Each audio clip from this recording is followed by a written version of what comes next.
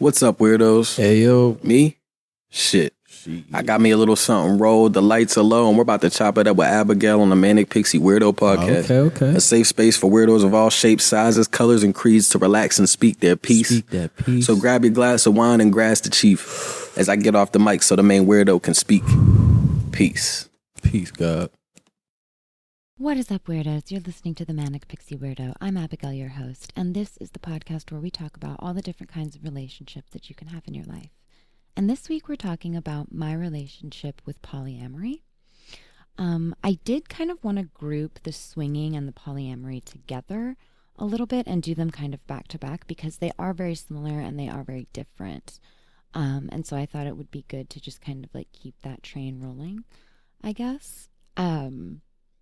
And I found that I have a lot of like similar feelings about polyamory that I do about swinging.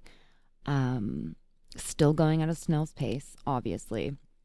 But one of the big like commonalities that I found is that everyone in the polyamorous, or everyone that would classify themselves as polyamorous is just like in swinging, very, very like welcoming and compassionate and empathetic and just overall just like very non-judgmental. And I think that one of the reasons that that is true, especially in like the polyamory case, and as with swinging as well, is that, you know, it is sort of a variation, like it's not a variation, but it's like a deviation from what the status quo is and from what, you know, would be considered or classified as a normal relationship. And so I kind of have this like idea in my head that because it's like a deviation from what a normal relationship would be, and by normal, I just mean a monogamous relationship between two people. That seems to be sort of a grounding point within both polyamory and swinging that is just like from the jump, this is a very different way of living. And so, you know, it's just that because it's a very different way of living, that it includes more. It is, it's more inclusive as far as like gender and sexuality are concerned and orientation. And it seems to be a lot more fluid as far as like what is acceptable, what is not acceptable, like all of these kinds of things that are just like within the community. And so I wonder if because it's so different, like just starting out, like from the jump, that's one of the reasons why I have found that it just seems to be like an incredibly inclusive and like welcoming way of life. I don't actually know if that's true, but that just sort of seems to be like a common thread that I have found while I was doing research for this episode. Another commonality is the emotional maturity within swinging. So like to me, it kind of feels like steps where it's like, so swinging is one step as far as like your emotional maturity goes. And then polyamory is like another step in that emotional maturity. And it, because it really does, you know, take a lot to be in a polyamorous relationship. And by that, I just mean like, you know, there's multiple people involved. And so you really kind of have to make sure that everyone is on the same page, and you have to be very open and honest, and communication really has to be like on point for the relationship to work, I would say. Not only do you have to have like communication and trust and, really have like an emotional intelligence when you're talking about a polyamorous or a swinging relationship. But one of the things that I found with the polyamorous relationship is that there is sort of like this idea that like when you're in a polyamorous relationship, that you sort of like have a round table discussion, kind of like whereas like you have like a check-in, um, and you kind of go around the table and you discuss like how you're feeling, what's going on, who's taking care of what this week, what are we doing, like all of the different things. And I kind of like that as just like a general idea. My husband and I do a similar thing. We don't really have like a round table discussion or anything because it's just the two of us. But we definitely, have found, at least in our journey for swinging, that open and honest communication is super, super key. And we really need to make sure that we're like all on the same page about it. I guess like the only difference between doing it in like a swinger relationship and doing it in a polyamorous relationship is when you're in a polyamorous relationship, as far as I have gathered, you you can not only like be in a relationship as like sort of like in the classic way with more people, but like they can live with you, but they don't have to. It's just much more, it's very fluid. It's kind of like a cafeteria style of like way of doing it, where it's like kind of take what you want and leave the rest, and like figure out what works for you. And it's very positive in that way of like trying to just figure out what works for you and your partner, and really your other partners as well. um I watched a TED talk on YouTube about polyamory, and this woman was talking about how, like, we as sort of a society view love as like a well, and once that well is like empty, um, then like there's no more love to give. And I really enjoyed the way that she explained that, because I don't necessarily believe that love is a well. I believe that love is infinite and that it permeates like everyone and everything kind of a situation. And so when, like, just because I have all of this love to give to, my husband, doesn't necessarily mean that I don't have, like, that doesn't mean that I don't have any less love to give to like my sisters or my dogs, or, like a family member that has died or something. Like, I don't love them any less just because they're not like here with me all the time, kind of a situation.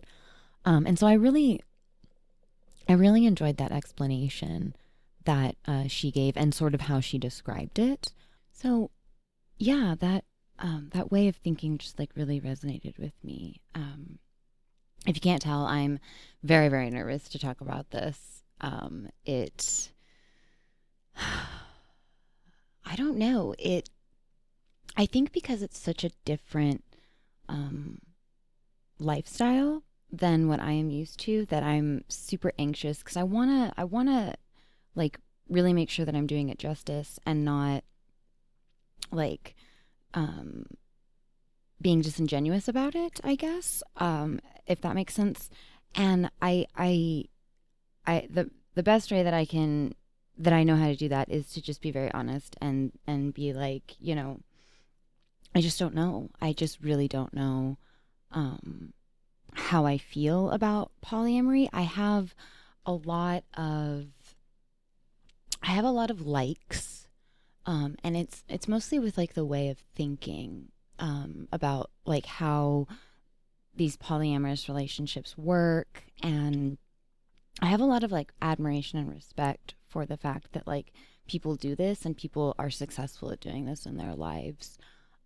Because simply because it's something that I really don't think that I would be able to do, at least not at this like juncture in my life. I just don't think that it's something that is for me. And that comes from a lot of different places, I think. And one of those places is that I'm very selfish, very, very, very selfish when it comes to relationships, and specifically romantic relationships. I am a very selfish person in that respect. And what I mean by that is like, I want to be number one. Okay. I want to be your number one go to like person if we are in a romantic relationship. That is my spot. That's where I want to be. I want to be right there at the top. Um I want to be that person that like nobody is above or below me. Like I just like I want to be that person. And I think that I know that's super selfish. That's such a selfish like way of viewing it. It's just honest though. It really is. I just know that like at least for me right now, I know that in when I am in my romantic relationship, I want to be that number one person. I don't want there to be anybody else involved. Um, I really want it to just be us. And I think that stems a lot from like just my own stuff, that like I feel like that. I feel that way, that like I just really want to be that go-to person always. And I think that has a lot to do with the thinking of like, which is it's really bizarre thinking. Like if you really think about it, it's really bizarre and probably quite unhealthy thinking, if I'm really being super honest about it. That we are in competition somehow with that, or that not we, but like that I would be in competition somehow with somebody else. And I don't I don't want that to be like, I don't want it to be like, love is not a competition for me, kind of a thing. Like it's just not. Um, it's not something that I view as a competition. It's not like, oh, like um, I won the game. I got this person, and like now, they're my. I feel like that's very immature. First of all, a very immature way of thinking. It's also not structurally sound of a way of thinking, because that's like not how it works. um, but I do think that uh, it is a way of thinking. It is just something that like I personally struggle with. And I think that sort of that competition, that feeling of like being in competition with somebody else for somebody else's love, I think that stems a lot just from like, what I grew up with, like as far as like how things work in the world. And I think it's just a reflection of that, um, or well, maybe it is a reflection, but it's also, I feel like, a projection of like the environment that I grew up in, as far as like where and like the mindset of like the vast majority of people that I grew up with, and that kind of thing. And I don't necessarily like that about myself and about like that way of thinking, because it is sort of like it does go into like a tier system where like you then are pitted kind of against each other, and where like it becomes a competition even though it's not supposed to be. And I think that selfishness, on my part at least, probably comes from, well, let's just explore it a little bit. I think that selfishness probably comes from my part on like this feeling that if I'm not that number one person in your life, that you can pretty much come to come to me for anything. Like, I will be there for you. I love you. I will do everything in my power, everything in the internet's power, everything, you know, in my friend's power, like everything that I can possibly think of, to help a situation or to curb a situation or to do what I can if there is ever a need for anything. And I think that comes from more of like an inward thing of, that's something that like I want in a partner, in a romantic partner. That's something that like I strive to be in my romantic relationship. That's somebody that I want to be in my romantic relationship. Not the selfish part, but the that being that person that like can be counted on in times of need or in times of crisis. And I think that comes a lot from the fact that like I guess I never really felt like I had that in my previous romantic relationships. I also don't really feel like I was that like I've never excuse me, I'm so sorry.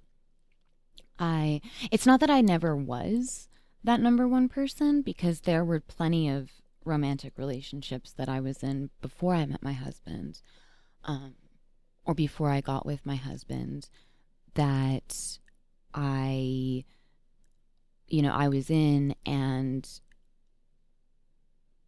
like that was the dynamic.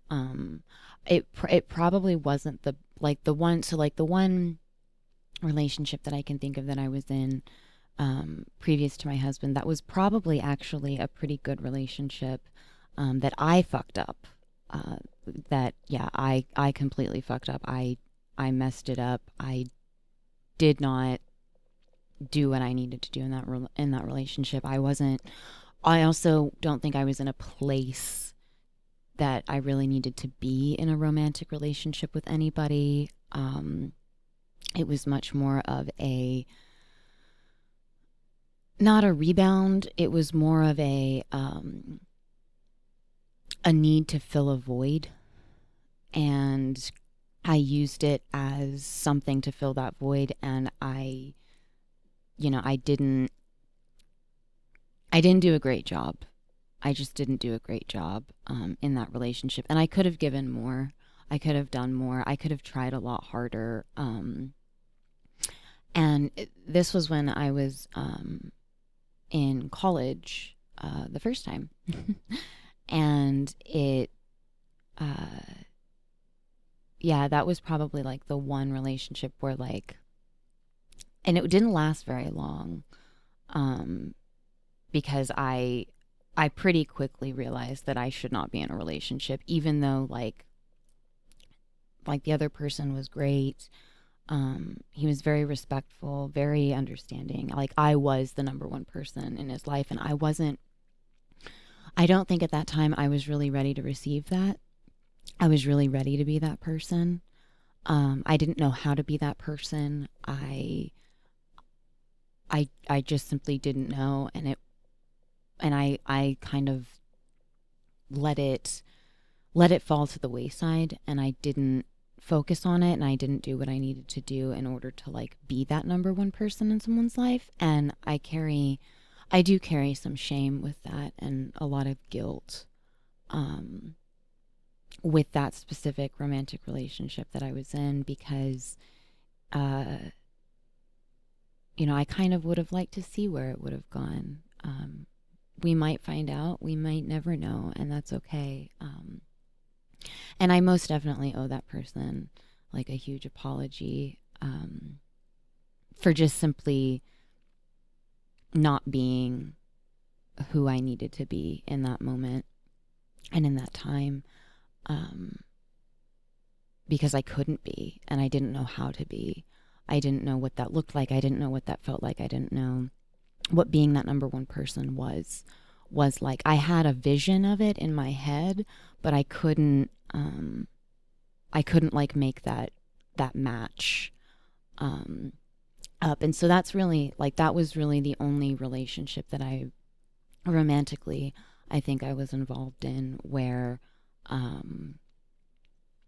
previous to my husband, where I wasn't somebody's number one person in their life and I fucked it up completely. And, you know, I don't really take pride in that. I can learn from it though, and I can grow from it, and I'm trying to. I'm really trying to. I just don't think that at that time I was really ready for something like that. And to be perfectly honest, I didn't know what that meant, really. I didn't really even understand that that was what was happening. And it was really difficult for me to even identify that that was what was going on. And, you know, I reflect a lot on that relationship sometimes, because it really, to be perfectly honest, I mean, even though it was a very, very short relationship, and we're talking like weeks here, like weeks, not months, not years, weeks, of a relationship that like I fucked up completely and I just couldn't, for whatever reason, handle at the time. And, you know, the irony being that pretty much every relationship that I was in after that, up until getting with the man who would be my husband, I wasn't number one in somebody else's life, and I wasn't a priority. I wasn't, you know, I wasn't the main focus.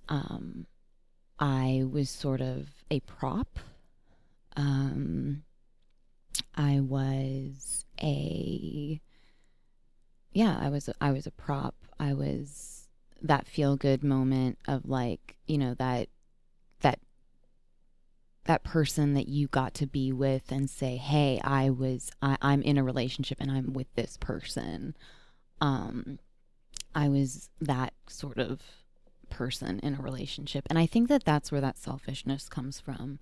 I really do. I think that that's where a lot of that selfishness on my part comes from, of, you know, filling that need. And see, and I think it's rather interesting that like,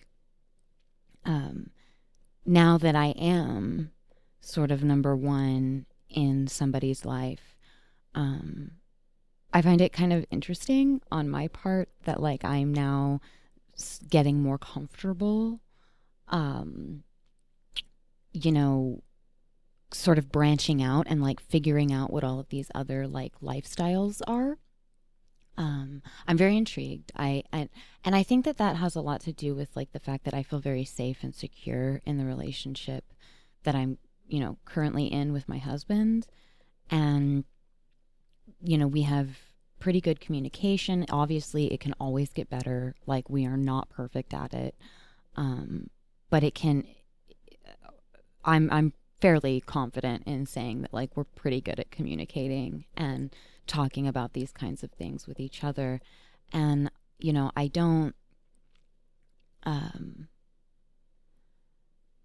just find it very kind of fascinating a little bit about myself that like, you know, now that I feel that safety and that security and that priority, or that I am a priority in somebody's life, that, you know, we are sort of exploring together what all these different like other types of lifestyles are that like one can be a part of. I just don't really feel like comfortable, like I said, at this moment, fully committing to something like polyamory, just because I feel like there is some self-protectionism there of like, you know, no, like, wait, hold on.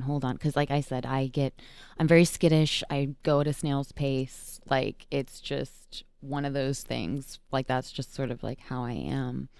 But I think that curiosity and that like want to explore these other lifestyles, stems from the intrigue and the interest and like that security that I do feel now, in the relationship that I am in, and that comfort that I have in the current romantic relationship that I'm in with my husband, because I don't think that I would be as open to exploring what these other like options are, or what these other sort of lifestyle choices would be, if I didn't have that solid foundation, that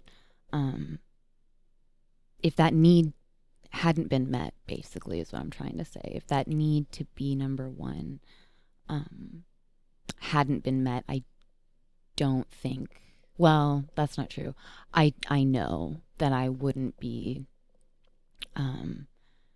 as truly open to it, to exploring these different types of lifestyles as I would be if I was in a relationship where I didn't feel that security, and that safety and that comfort, and that feeling of like knowing that I am a priority, and that, you know, this is like we're doing, like we are a team, we're doing this together. And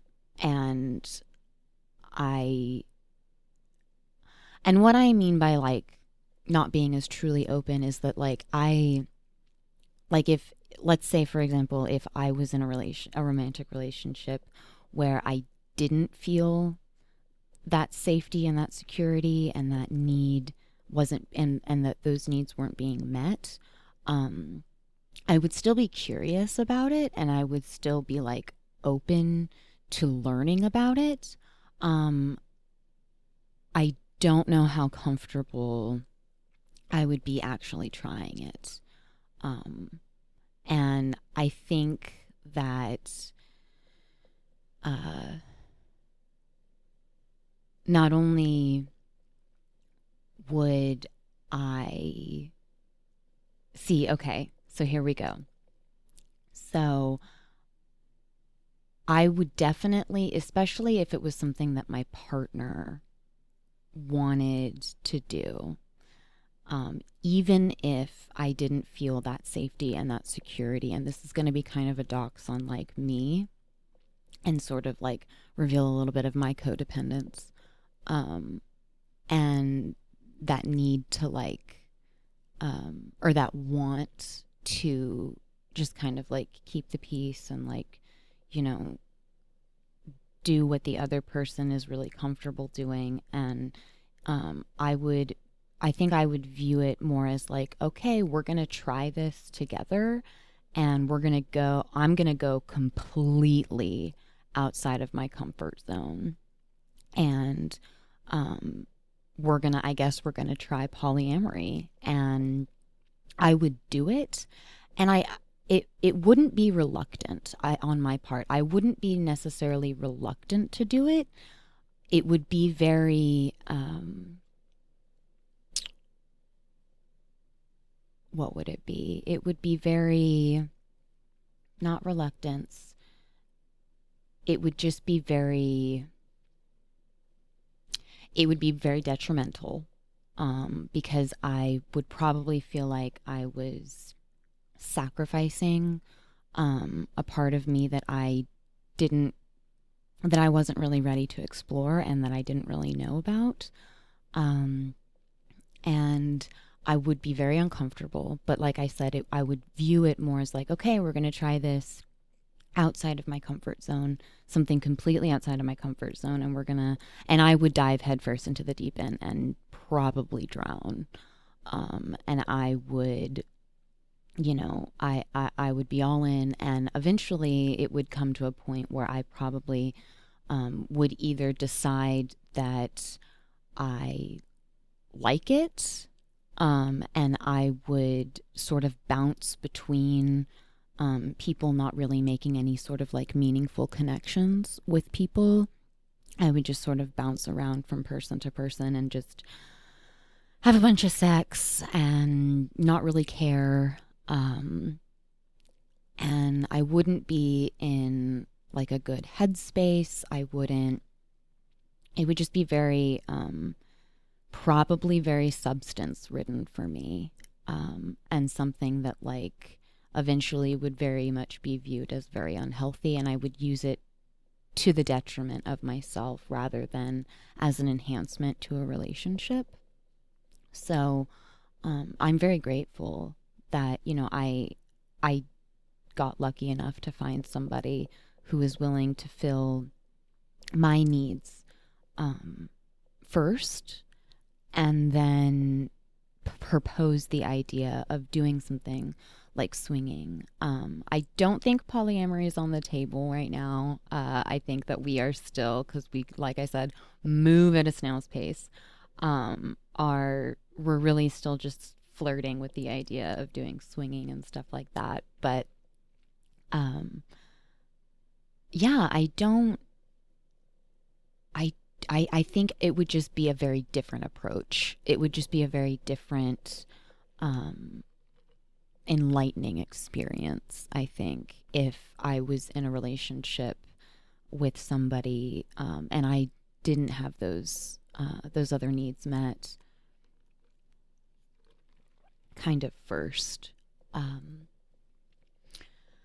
like I said, I don't necessarily pride myself on those qualities of selfishness in my relationship and that, like, those needs being met, because I don't want to be selfish. I don't want to be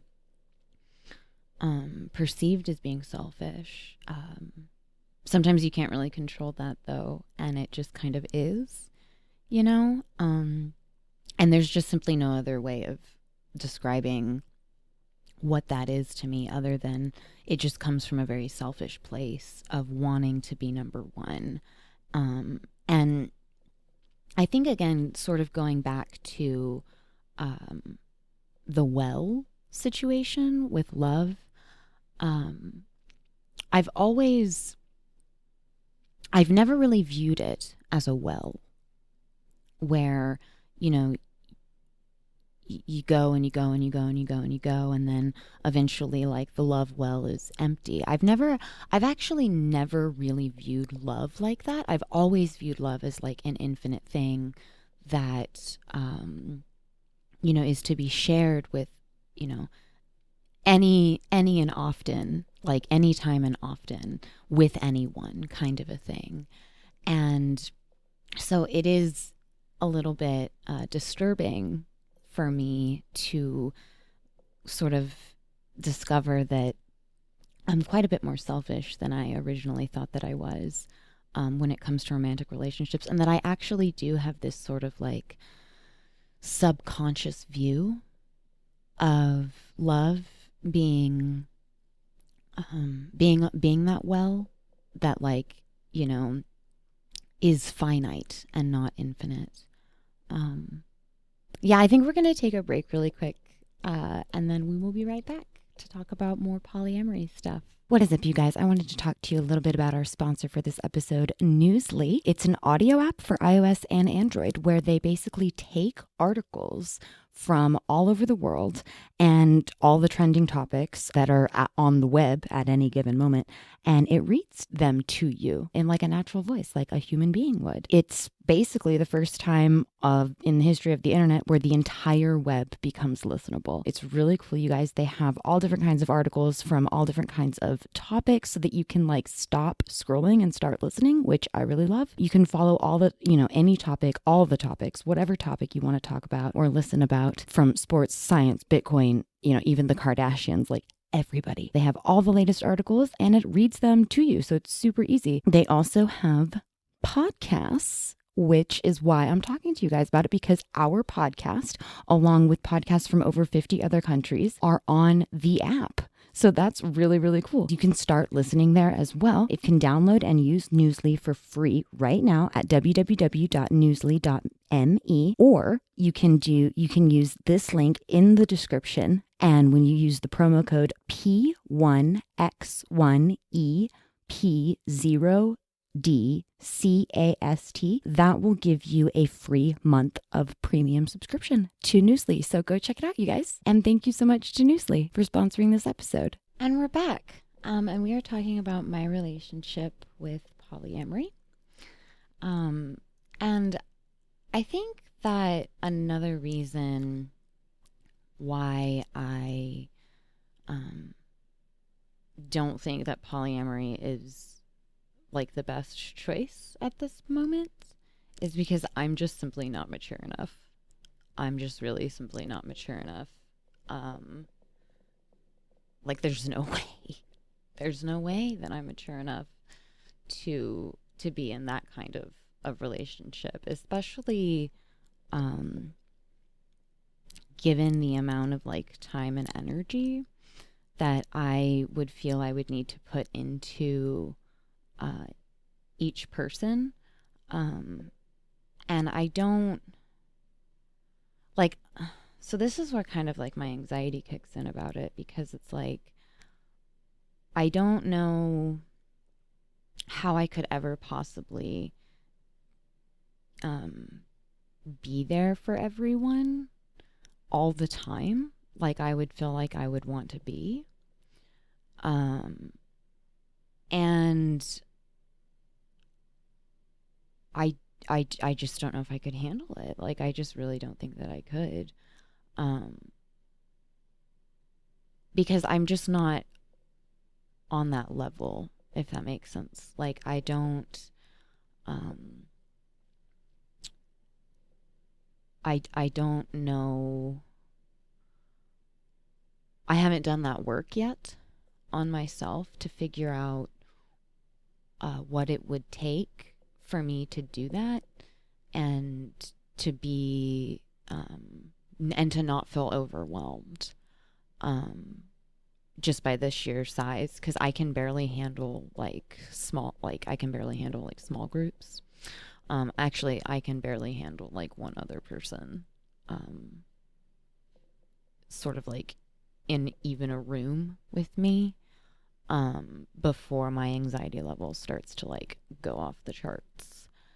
And so I don't know how I would possibly like be able to handle that. Oh, I'm already getting overwhelmed like kind of thinking about it.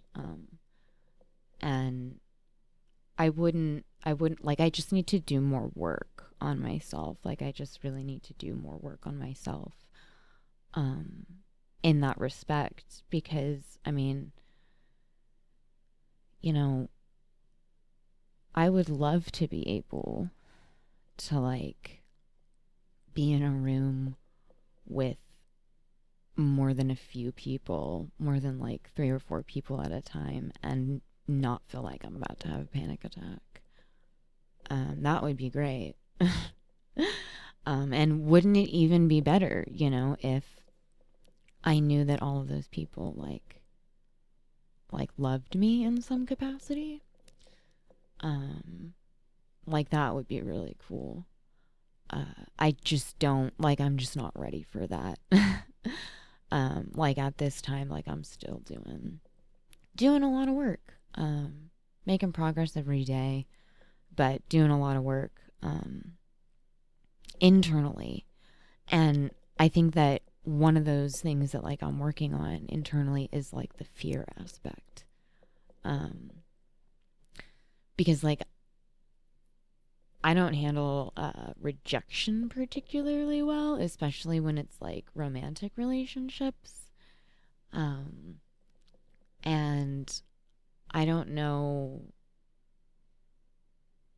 how I would react to being like rejected a whole bunch of times again, kind of a thing. And so I think and you know, there and it's a fear. It's a fear. It's just a fear that I feel like we all have, though. Like that fear of rejection, like that fear of like, you know, do they mean what they say and say what they mean? Do they love me like that? That's a whole other thing, though, I think. Sorry, this is just getting like real weird, but we're going there. I wonder if there for me is a fear of acceptance. Yeah, let's just say it. Absolutely. There's a fear of acceptance there. For a lot of reasons, I think. And I think that they're all perfectly normal reasons. And I think that goes into where a lot of it stems from is it real? Is it real? Is this really happening? How do I handle this? Can we take this as slow as possible? Literally, please.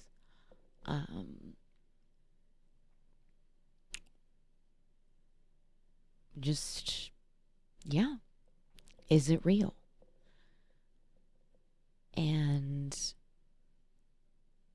And then that begs the question, well, what is real?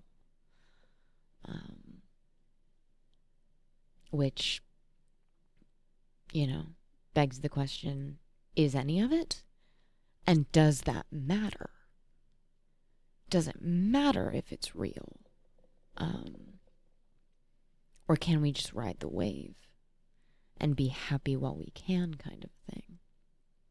I don't know. I don't know. And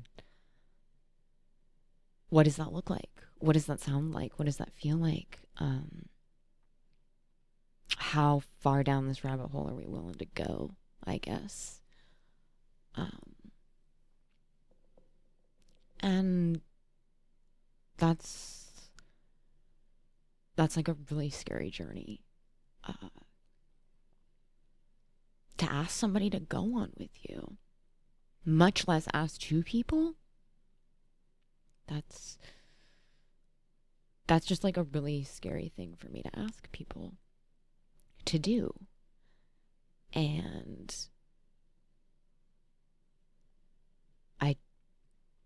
I'm not mature enough. I'm just not mature enough to ask that of one more person. I'm just not. I'm not that mature. That's because that's a lot to ask of, two people. And I just don't feel comfortable doing that at this time.